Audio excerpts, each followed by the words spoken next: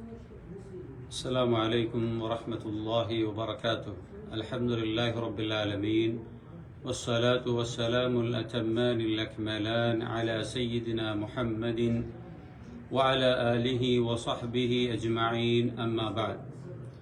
கணிதக்குரிய இஸ்லாமிய சகோதரர்களே, பெரியோர்களே, தாய்மார்களே, தமாமிலே அமைந்திருக்கக்கூடிய நியூ முஸ்லிம் கேர் அசோசியேஷன் ஊடாக இந்த தஅவா நிலையத்தின் ஊடாக ரமலானுடைய இந்த மாதத்தை பயன்படுத்தி முகநூல் வாயிலாக அல்லாஹுடைய இந்த மார்க்கத்தை நாம் அதன் தூய்மையான வடிவில் விளங்குவதற்கான ஒரு சந்தர்ப்பமாக இந்த நேரத்தை நாம் பயன்படுத்திக் கொள்கிறோம். அந்த அடிப்படையிலே கடந்த வகுப்பிலே நாங்கள் அல் குர்ஆனுடைய 49வது அத்தியாயத்தினுடைய முதல் 5 வசனங்கள் குறித்து அதனுடைய தஃப்சீர்களை நாங்கள் படித்துக் கொண்டோம். இன்ஷா அல்லாஹ் இன்றைய இந்த வகுப்பிலே நாங்கள் தொடர்ந்தும் அந்த சூரத்துல் ஹுஜராத் சொல்லக்கூடிய அழகான அந்த போதனைகளை நாம் படிக்க இருக்கிறோம்.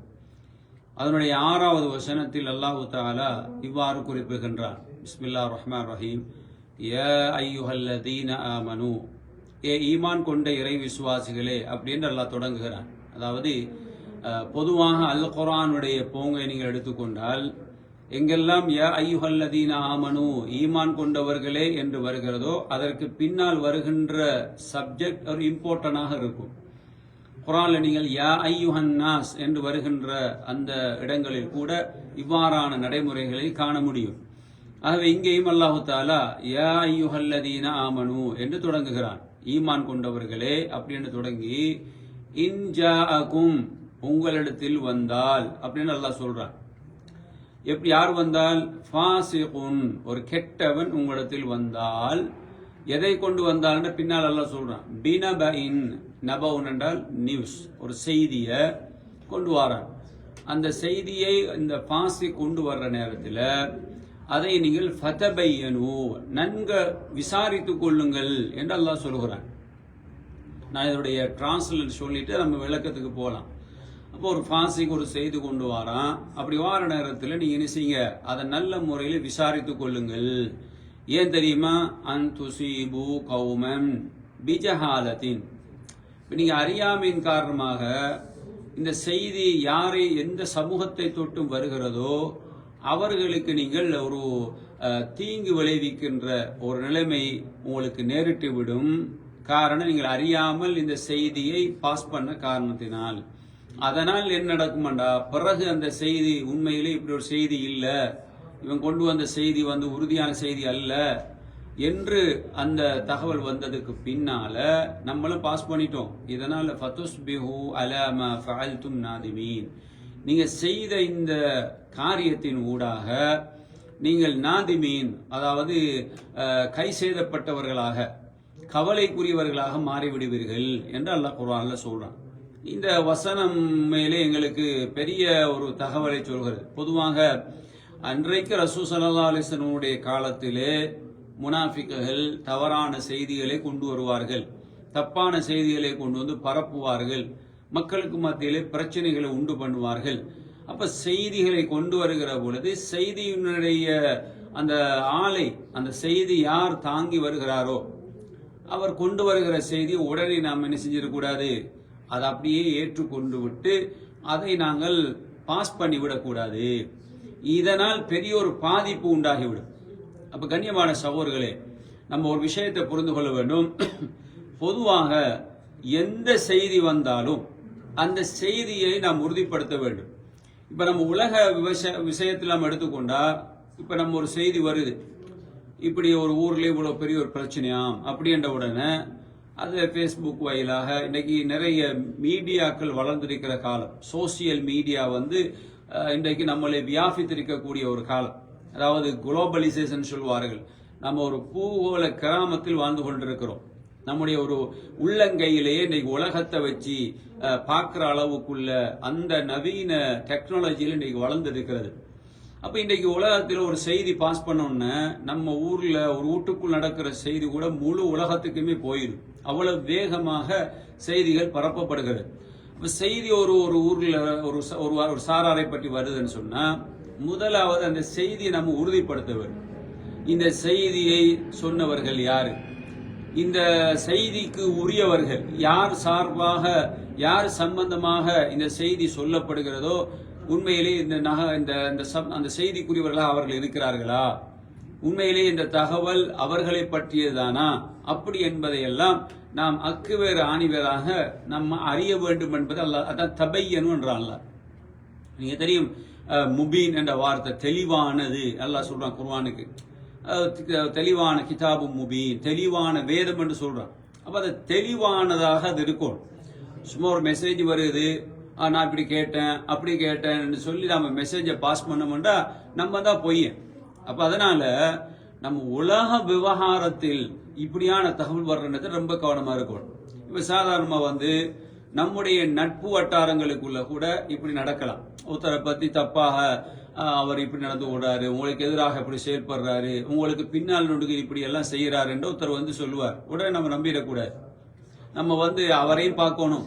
அவர் சொல்ற செய்தி உண்மைதான முதலாவது ஆய்வு செஞ்சுட்டு தான் நம்ம அடுத்த ஸ்டெப்புக்கு போகணும். உடனே நம்ம என்ன செய்யறது, அப்படி சொல்லிட்டானா, அவன் சொல்லி இருப்பான், அவன் அப்படிப்பட்டவன் தான் இப்படி என்று நம்மள என்ன செய்யறது, தகவல்கள் அள்ளி கொட்டினது பிறகு மெசேஜ் வரும், உண்மையிலே அவர் அப்படி சொல்லி இல்லைன்ற நம்ம தான் கவலை, நம்ம பேசிட்டோமே. அப்ப இதுல ரொம்ப கவனமா இருக்கும். இன்னைக்கு குடும்பங்களுக்குள்ள கூட இந்த பிரச்சனை இருக்குது. இன்னைக்கு நிறைய குடும்பங்கள்ல தேவையில்லாத இந்த மெசேஜை பாஸ் பண்றதுனாலேயே நிறைய குடும்பங்கள் பிரிந்திருப்பதை பார்க்கிறோம். இன்னைக்கு குடும்பங்களுக்குள்ள பார்க்கிறோம். இன்னைக்கு ஒவ்வொரு குடும்பங்கள் எடுத்துக்கொண்டா ஒருத்தர் அவரை பத்தி பேசுறது, இவங்க இப்படித்தான் செஞ்சிருப்பாங்கன்னு புறம் பேசுறது. இப்படி புறம் பேசுதல் என்பது அவங்க இல்லாத நேரத்தில் அவங்கள பத்தி பேசுறது, போட்டு கொடுக்கிறது. அப்ப உண்மையில் நம்ம இந்த விஷயத்தில் மிக கவனமா இருக்கணும். ஒரு மனிதன்கிட்ட இருக்கிற குறைகளை பேசுறது கூட இஸ்லாம் விரும்பல. அதாவது நீங்க புறம் பேசாதீங்க, பெக் பைட்னு சொல்லுவாங்க. ஒருவர்கிட்ட அவர் இருக்கிறார், அவர்கிட்ட இருக்கக்கூடிய அந்த விஷயம் அவருக்கு முன்னால் அந்த விஷயத்தை பேசுகிற பொழுது அவர் வெறுப்பாராக இருந்தால் அதை நீங்கள் அவர் இல்லாத நேரத்தில் பேசாதீங்கன்னு இஸ்லாம் சொல்லுது. அவரிடம் இல்லாத ஒரு செயலை நீங்கள் சொல்வீர்களாக இருந்தால், அவர் செய்யாத ஒரு செயலை அவர் மீது சாட்டுவீர்களாக இருந்தால் நீங்கள் அவர் மீது படுதூறு சொல்லிவிட்டீர்கள் என்று ரசூலுல்லாஹி ஸல்லல்லாஹு அலைஹி வஸல்லம் சொன்னாங்க. அப்ப உண்மையிலேயே அவர் இருக்கக்கூடிய நலவும் சரி கெடுதியும் சரி, நீங்க என்ன செஞ்சிடாதீங்க, அவரை பத்தி தப்பாக பேச தெரியாதீங்க. அவர் விரும்பாத செய்தி அவர் இருக்கும் போதும் பேசாதீங்க, அவர் இல்லாத நேரத்திலும் மறைவிலும் பேசாதீங்க. அப்ப இஸ்லாம் அந்த அளவுக்கு ஒரு மனிதனுடைய அந்த ஹியூமன் பீயிங் சொல்லுவாங்க, ஒரு மனிதனுக்கு இருக்கக்கூடிய செல்ஃப், அதாவது ரெஸ்பெக்ட் சொல்லுவாங்க, அந்த செல்ஃப் ரெஸ்பெக்ட பாதுகாக்க சொல்லுது. ஒவ்வொரு மனிதனுக்கு ஒரு செல்ஃப் ரெஸ்பெக்ட் இருக்குது. அதான் நம்ம அருள்னு சொல்லுவோம், ஒரு மனிதனுக்குரிய மானம், அதை இஸ்லாம் பாதுகாக்க சொல்லுது. அதனால கண்ணியமான சகோதர சகோதரிகளே, நம்ம ஒரு மெசேஜ் எப்படி வந்தாலும் சரி நம்ம உடனே என்ன செஞ்சிடக்கூடாது, முடிவெடுத்து அதை பாஸ் பண்ணிடக்கூடாது. ஏன் ரசூலுல்லாஹி ஸல்லல்லாஹு அலைஹி வஸல்லம் சொன்னாங்க, ஹஜ்ஜத்துல் வதா, இறுதி ஹஜ்ஜத்துல் வதாவில் வச்சையே டிக்ளேர் பண்றாங்க. எப்படி டிக்ளேர் பண்றாங்க, இன்ன திமாக்கும் வ அம்வாலக்கும் வ அராலக்கும் ஹராமுன் அலைக்கும், நிச்சயமாக உங்களுடைய இரத்தம், உங்களுடைய பொருளாதாரம், உங்களுடைய மானம் மற்றவர்கள் மீது ஒருவருக்கு ஹராம், புனிதமானது அப்படின்றாங்க. எப்படி புனிதமானது? இன்றைய நாள் ரசூலுல்லாஹி ஸல்லல்லாஹு அலைஹி வஸல்லம் அரஃபாவுடைய மைதானத்தில் பிறை 9 நிற்கிறாங்க, நின்று கொண்டு சொல்றாங்க, கஹுர்மத் யோமிக்கும் ஹாதா, கஹுர்மத் யோமிக்கும் ஹாதா, இன்றைய நாள் எவ்வளவு சிறப்புக்குரியதோ, அதே போல இந்த ஷஹர், இந்த மாதம் எவ்வளவு கண்ணியமானதோ, அதே போல இந்த பலத், இந்த ஊர் எவ்வளவு கண்ணியமானதோ, அது போல ஒரு மனிதனுடைய மானம் புனிதமானது, ஒரு மனிதனுடைய பொருளாதாரம் புனிதமானது, ஒரு மனிதனுடைய ரத்தம் புனிதமானது. ஆகவே நம்ம அந்த விஷயத்தில் ரொம்ப கவனமாக இருக்க வேண்டும். ஆகவே இங்கு ஒரு மனிதனுடைய மானத்தை போக்காட்டுகின்ற, ஒரு மனிதன் மீது தப்பான அபிப்பிராயம் கொள்கிற இந்த மனோநிலையை இஸ்லாம் வெறுக்கிறது. ஒரு செய்தி வருதா, அந்த செய்தியை முதல் உறுதி செய்யுங்க, அந்த தகவல் எப்படிப்பட்டதுன்னு பாருங்க, கொண்டு வாரவன் எப்படிப்பட்டவன்னு பாருங்க. அப்ப அதுல ரொம்ப கவனமாக இருக்கணும்னு இஸ்லாம் சொல்லுது. அதனால ஒரு மனிதனுக்கு இருக்கக்கூடிய அந்த சுய கௌரவத்தை நம்ம ஒரு காலமும் டேமேஜ் பண்ணக்கூடாது. இன்னைக்கு அது நடந்து கொண்டிருக்கிறது. கண்ணியமான சகோதரி, குறிப்பாக இந்த ரமலானுடைய மாதத்தில நாங்க அதுல ரொம்ப கவனமா இருக்கணும். ஏன், ரமலானுடைய இந்த மாதத்தை பொறுத்தளவிலே எங்களுடைய ரமலான் வெறுமனே நாங்க பசித்திருக்கிறோம், தாகித்திருக்கிறோம் என்பதால் மாத்திரம் எங்களுக்கு நன்மை கிடைத்து விடாது. நம்முடைய வார்த்தைகள்ல, நம்முடைய நடத்தைகள்ல நம்ம மோசமான இதுல இருந்து நம்ம தவிந்து கொள்ள என்றால், மல்லம் யதா கவுல ஜூரி வல் அமல பி, ஃபலைஸ லில்லாஹி ஹாஜத்துன் ஃபி அய்யதா தஆமஹு வ ஷராபா. அல்லாஹ்வுடைய தூதர் சொன்னாங்க, யாரு மோசமான செயல்களை விட்டும் இந்த ரமலானுடைய மாதத்தில் தன்னை பாதுகாத்துக் கொள்ளலையோ, யாரு மோசமான வார்த்தைகளை விட்டும் தங்களை பாதுகாத்துக் கொள்ளவில்லையோ, அவருடைய நோம்பில் எந்த விதமான தேவையும் அல்லாஹ் கிடையாது. ஏன்னா அவர் வெறுமனை பசித்திருந்தா தாகித்திருந்தா அவ்வளவுதான். அப்ப அதனால ரொம்ப கவனமாக நாங்கள் எங்களுடைய இந்த மனிதர்களை பற்றியுள்ள அந்த மெசேஜ்கள் வர்ற நேரத்தில் அல்லது ஒரு தகவல் அது யாரை பற்றி வந்தாலும் சரி, ஒன்று தனிநபர் சம்பந்தமாக வரலாம், அல்லது ஒரு குழு சம்பந்தமாக வரலாம், அல்லது ஒரு ஊரை சார்ந்து வரலாம், அல்லது ஒரு நாட்டை சார்ந்து வரலாம், அல்லது ஒரு பெண்ணுடைய செய்தியாக கூட வரலாம். சிலவங்க நாங்க பார்க்கலாம், அந்த பொம்பளை அப்படியா, அந்த பொம்பளை இப்படியா, அல்லது அவரோட தொடர்பாம், அல்லது அவரை இப்படிப்பட்டவராம், அப்படி இப்படி என்ன செய்வாங்க, நிறைய செய்திகளை பரப்பி விடுவாங்க. இன்னைக்கு சோசியல் மீடியான்றது நம்ம ஒரு அறைக்குள்ள நின்று பேசுறோம். இப்ப நான் இங்க இருந்து பேசுறேன், இந்த பேசுறது இங்க இருந்து நான் பேசுறேன்ற இதை முழு உலகமே பாக்குறாங்க. இப்ப நாம ஒரு நாட்டிலிருந்து பேசுறோம், இப்ப இங்க நம்ம பேசும்போது நம்ம ஜப்பான்ல இருந்து இங்க பேசுறோம்னா இதை நீங்க சவுதியில் உள்ள மக்கள் பாக்குறாங்க, முழு உலகத்தில் உள்ள பாக்குறாங்க, ஸ்ரீலங்கால பார்க்க எல்லா நாட்டிலும் முழு வேர்ல்டுலயுமே யாரெல்லாம் தமிழ் மொழியை அதாவது பேச்சாக கொண்டவர்கள், தன்னுடைய பாஷையாக கொண்டவர்கள், அவர்கள் அதை புரிந்து கொள்கிறார்கள், மற்றவர்கள் அதை பார்க்கிறாங்க, புரியாவிட்டாலும் அவர்களுக்கு விளங்குகிறது. அப்ப முழு உலகத்துக்குமே இந்த உரை போகிறது. அப்ப அவ்வளவு பெரிய தாக்கத்தை இன்னைக்கு மீடியாக்கள் இன்னைக்கு செலுத்திக் கொண்டிருக்கிறது. ஆனா இன்னைக்கு நாம ஒரு அறைக்குள்ளதான் பேசுறோம். கண்ணியமான சகோதர சகோதரிகளே, இதே போல ஒரு செய்தியை பாஸ் பண்றதுல அது ஒத்தன்டிக்கானதா, அது ப்ரூஃப் பண்ணிட்டு செய்தியை நீங்க பாஸ் பண்ணுங்க அப்படின்னு இஸ்லாம் சொல்லுது. கண்ணியமான சகோதரர், ஏன்னா இதனால நிறைய பாதிப்பு உண்டாகும். இன்னைக்கு சமூகத்தில் ஏற்படுகின்ற அதிகமான பிரச்சனைக்கு, அதிகமான மனிதன் டிப்ரெஷர் ஆகிறதுக்கும், அதிகமாக நோயாளியாக ஆகிறதுக்கும் காரணம் தேவையில்லாத விஷயங்களை நம்ம இந்த மாதிரி பரப்புறதுனால அது மிகப்பெரிய பாதிப்பை அவர்களுக்கு ஏற்படுது. அதனால அவர்கள் கவலை அடைவார்கள், அதனால் அவர்களுக்கு மிகப்பெரிய ஒரு வெக்கம் நாணம் ஏற்படுகிறது. தேவையில்லாமல் இந்த செய்திகளை பரப்புவதனால் அவர்களுடைய அந்த இமேஜ் ஸ்பாயில் ஆகிறது. ஆகவே இதுல ரொம்ப கவனமாக நம்ம இருக்க வேண்டும். அது மாத்திரமல்ல, இப்ப நம்ம ரசூல் ஸல்லல்லாஹு அலைஹி வஸல்லம் அவங்க சொன்னாங்க, அதாவது என் மீது யார் பொய் கட்ட, இது உலக விஷயத்தில் நம்ம அதே மாதிரி இருக்கணும், மார்க்க விஷயத்திலும் இஸ்லாம் அதை சொல்லுது. இப்ப மார்க்கம் என்று ஒருத்தர் சொல்றான்னு வைங்க, உடனே நம்பிடாதீங்க, அதை நீங்கள் அக்குவேற ஆணிவேராக அதை நீங்கள் ஆய்வு செய்ய வேண்டும். அது எங்க இருந்து இந்த செய்தி வந்ததுன்னு தேட வேண்டும். ரசூலுல்லாஹ் சொன்னார்கள், மன் கதப அலைய முத்தஅம்மிதன் ஃபல்யதபவ மகாதஹு மினன் நார். யார் என் மீது ஒரு பொய்யை இட்டு கட்டுறானோ அவனுடைய இருப்பிடத்தை நரகத்தில் ஆக்கிக் கொள்ளட்டும். அப்ப அல்லாஹ்வுடைய தூதர் ஸல்லல்லாஹு அலைஹி வஸல்லம் அவர்கள் பேரில் ஒரு செய்தியை ஒருத்தன் பாஸ் பண்றதாக இருந்தாலும், கால ரசூலுல்லாஹ், ரசூல் ஸல்லல்லாஹு அலைஹி வஸல்லம் சொன்னார்கள் என்ற ஒரு ஹதீஸை சொல்றாங்கன்னா அது ஒத்தன்டிக்கா இருக்கும். நீ ரசூலுல்லாஹ் சொல்லாத ஒரு செய்தியை, லைஃபான, மௌதுவான, இட்டுக்கட்டப்பட்ட பலீனமான செய்திகளை மக்கள்கிட்ட நம்ம ரசூலுல்லாஹ் சொன்னார்கள் என்று நீங்க சொன்னீங்கன்னா அப்ப ரசூலுல்லாஹ்ட பொய் சொல்ற மாதிரி. இதனால என்ன வரும்? இதனால பெரிய ஒரு பாதிப்பு, நரகம் போக வேண்டி வரும். அப்ப இன்னைக்கு இதுல குறிப்பாக ஆலிம்கள், பொதுமக்கள் எல்லாருமே ரசூலுல்லாஹ்வின் பேரில் கூட ஒரு செய்தியை தவறாக சித்தரித்து அல்லது அவர்கள் சொல்லாத ஒரு செய்தியை சொன்னதாக அவர்கள் பரப்புவாராக இருந்தால் அவர்கள் மிக ஜாக்கிரதையாக இருக்க வரும். இது இன்றைக்கு மிகப்பெரிய அளவிலே இன்றைக்கு ஹதீதுகள் என்ற பெயரால் ரசூலுல்லாஹ் சொல்லாத செய்திகளை மக்களிடத்திலே பரப்பிட்டு போறாங்க. அப்ப இதுவும் மிக முக்கியமான ஒரு பகுதி. அதாவது இமாம் இப்னு ஸைத் ரஹ்மத்துல்லாஹி அவர்கள் சொல்லுகின்ற ஒரு அழகான ஒரு செய்தி தான்.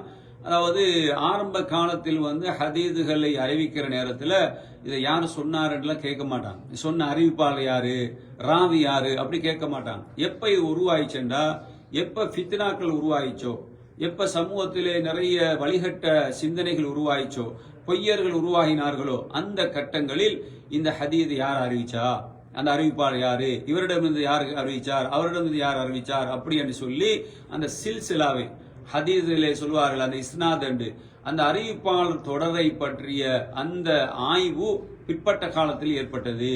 அப்ப இதுக்கு காரணம் இந்த மாதிரியான தகவல்கள் ரசூலுல்லாஹ் மீது பொய்யாக சொல்லப்பட்ட காரணத்தினால் என்று சொல்கிறார்கள். அப்ப உண்மையிலேயே இன்றைக்கு ஹதீதை பாதுகாப்பதற்கென்று மாஷா அல்லாஹ் என்று அஸ்மா ஒரு ரிஜால் என்று ஹதீதுகளை அறிவிக்கக்கூடிய ருவாத்துகள் ராவிகளை பற்றி உள்ள பட்டியல்கள் இன்றைக்கு அழகாக எழுதப்பட்டிருக்கிறது.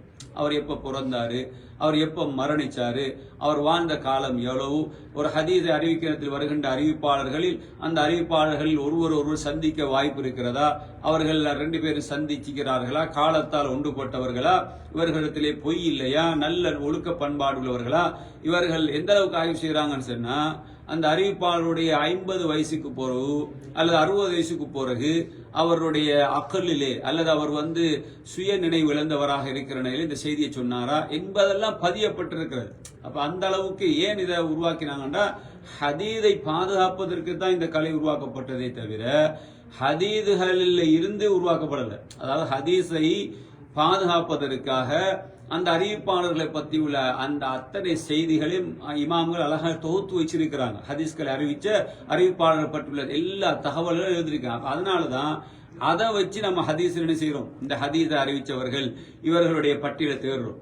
இந்த அறிவிப்பாளர் யாரு, அவர் நிலப்படம் என்ன என்பதையெல்லாம் அழகாக எழுதப்பட்ட நிறைய நூல்கள் அரபுலகத்தில் இருக்கிறது. அப்ப ஏன் இதை செய்யறாங்கன்னா ஹதீஸை பாதுகாக்கணும். ஹதீதுகளுக்குள்ளே இட்டுக்கட்டப்பட்ட செய்தி வந்துடக்கூடாது, லைஃபான செய்திகளை ஒன்று சொல்லிடக்கூடாது, தேவையில்லாம அதாவது ஹதீஸ்களுக்குள்ளே மத்தனுக்குள்ளே சில வார்த்தைகள் நுழைவிச்சிடக்கூடாது என்பதற்காக ஒரு அழகாக ஹதீஸை பாதுகாப்பதற்கான ஒரு கலையாகத்தான் உசூல் ஹதீஸ் உருவாயிச்சு. அப்ப உண்மையிலேயே இங்க ஒரு செய்தி யாரை பத்தி வந்தாலும் ரசூல் ஸல்லல்லாஹு அலைஹி வஸல்லம் பத்தி அல்லது மார்க்கத்தை பத்தி வந்தா கூட நம்ம ஆய்வு செய்யறோம். ஒருத்தர் சொல்லிட்டாரு, அவர் மூளை ஒரு பயன்ல விட்டுறாரு, பயன்ல ஒரு ஹதீஸை சொல்றாரு, மிக சிறப்பண்ட பெயரால் சொன்னாரு, அல்லாஹ்வுடைய தூதர் சொன்னாருன்னு சொல்றாரு, நல்லா தான் இருக்குது கேட்கறதுக்கு. ஆனா உண்மையை ரசூல் ஸல்லல்லாஹு அலைஹி வஸல்லம் சொல்லல.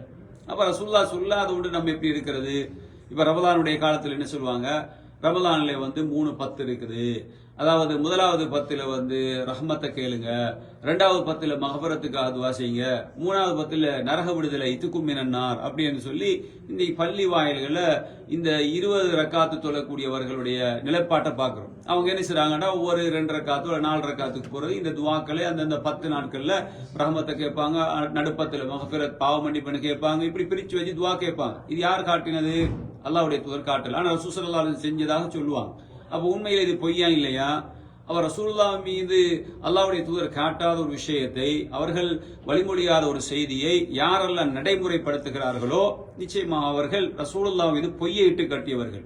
அதனால் அவர்கள் நரகத்துக்கு போக வேண்டி வரும் என்பதை ஹதீஸ் அடிப்படையில் நம்ம கேட்கிறோம். அதனால அல்லாஹ்வுடைய தூதர் சொன்னார்கள், யாரெல்லாம் அல்லாஹ்வுடைய தூதர் அதாவது ஒருவர் கேட்பதையெல்லாம் தான் கேட்டதையெல்லாம் அறிவிக்கிறாரோ பொய்யன் என்பதற்கான ஒரு அடையாளம் அப்படின்னு ரசூலுல்லாஹ் சொன்னார். கேட்டதையெல்லாம் அறிவிக்கிறது என்பது கிடையாது, நம்ம கேட்டதை வெரிஃபை பண்ணும், அது ஒத்தன்டிக்கானதா, இது ப்ரூஃபான செய்தியா, இது சஹியான அறிவிப்புல வருதா என்பதை ஒருவர் அதை உறுதிப்படுத்துறதுக்கு பிறகுதான் அதை மக்கள்கிட்ட கூட பாஸ் பண்ணணும். அப்ப இல்லைன்னா நம்ம என்ன செய்வோம், குற்றவாளியாக மாறிடும். இது உலக விவகாரத்திலும் அப்படிப்பட்டதுதான், மார்க்கத்திலும் அப்படித்தான். அதனால இந்த சூரத்துல் ஹுஜராத்தினுடைய இந்த 6வது வசனம் மிகப்பெரிய ஒரு உண்மை எங்களுக்கு சொல்கிறது. உண்மையில இந்த நேரம் குறிப்பிட்ட ஒரு நேரம், ஆனால் உண்மையில இந்த வசனத்தை நாங்கள் மிக மலர்த்தியால கணத்திலே பேச முடியும். அந்த அளவுக்கு இன்றைக்கு இந்த அல் குர்ஆனி வசனங்களை நாங்கள் படிக்கிற பொழுது அல்லாஹு தஆலா ஆழமான விளக்கங்களை நமக்கு தருகிறான். ஆகவே நமக்கு வருகின்ற செய்திகளை அது என்ன முகநூல் வந்தாலும், இன்றைக்கு டெக்னாலஜி வளர்ந்த காலம், இன்னைக்கு ஏஐல நிறைய, அதாவது தன்னுடைய மனைவியோட இன்னொரு ஆணை இணைச்சு பேச முடியும், அல்ல நம்மளுடைய இன்னொரு பெண்ணை டச் பண்ணி நம்ம தொடர்பா இருக்கிற மாதிரி காட்ட முடியும். நம்ம பேசுற இந்த வயசை கூட அவங்க வேறொரு விதத்துல ஒரு எதிரான வயசை நம்முடைய வயசினூடாகவே அதை ஏற்க முடியும், அப்படி கிரியேட் பண்ணி மக்கள்கிட்ட ஷேர் பண்ண முடியும். அந்த அளவுக்கு இன்னைக்கு இந்த ஏஐ உடைய அந்த அது இன்னைக்கு மக்கள்கிட்ட மிகப்பெரிய அளவிலே வளர்ந்து இருக்கிறது. அதை இன்னைக்கு ப்ரொமோட் பண்ணி கொண்டு போறாங்க. அப்ப இந்த உலகத்துல எந்த செய்தி வந்தாலும் எது உண்மை எது பொய் என்று ஆய்வு செய்வது என்பது ரொம்ப கஷ்டமான ஒரு நிலையில் நாம் இருந்து கொண்டிருக்கிறோம். அதனால இயன்ற அளவுக்கு நாங்கள் தவறான செய்திகளை அல்லது ஏதோ ஒரு சந்தேகமான செய்தி அதை உடனே பாஸ் பண்ணாதீங்க. வார செய்தியை படிங்க, அதை நீங்க ஷேர் பண்ண வேண்டிய அவசியம் கிடையாது. ஏன்னா உலகத்தில் இன்னைக்கு எல்லாரும் செய்தியை பாஸ் பண்ணி கொண்டு தான் நிற்கிறாங்க. எல்லாருக்கும் செய்தி கிடைக்காம இல்லை, கிடைச்சு கொண்டு தான் இருக்குது. அதனால நம்ம இந்த ஒரு செய்தியை பாஸ் பண்றதுனால மற்றவர்களுக்கு அதனால பாதிப்பு வரும் என்ற ஒரு நிலைமை உருவாகின்ற பொழுது அதிலிருந்து நம்மளை பாதுகாத்துக் கொள்ள வேண்டும். ஆகவே அல்லாஹு தாலா இந்த 6வது வசனத்தில் எங்களுக்கு சொல்கிற ஆகப்பெரிய ஒரு படிப்பினை, என்ன ஒரு மெசேஜ் வந்தாலும் என்ன ஒரு தகவல் வந்தாலும் அதை வெரிஃபை பண்ண வேண்டும். இது ஒரு மூமியினுடைய ஒரு பண்பாக இருக்க வேண்டும். அது உலக விவகாரம் சரி, மார்க்க விவகாரம் சரி. அல்லாஹு தாலா அனைவருக்கும் இந்த ரமலானுடைய மாதத்திலே இந்த அல் குர்ஆனிய வசனங்கள் ஊடாக நற்பயன் பெற்ற மக்களாக நம் அனைவரையும் அல்லாஹ் நசீபாக்குவானாக. வாஹிர் தவானா அல்ஹம்துலில்லாஹி ரப்பில் ஆலமீன். சுப்ஹானக்கல்லாஹி வபிஹம்திஹி அஷ்ஹது அன் லா இலாஹா இல்லா அன்த அஸ்தக்ஃபிருக வ அத்தூபு இலைக்.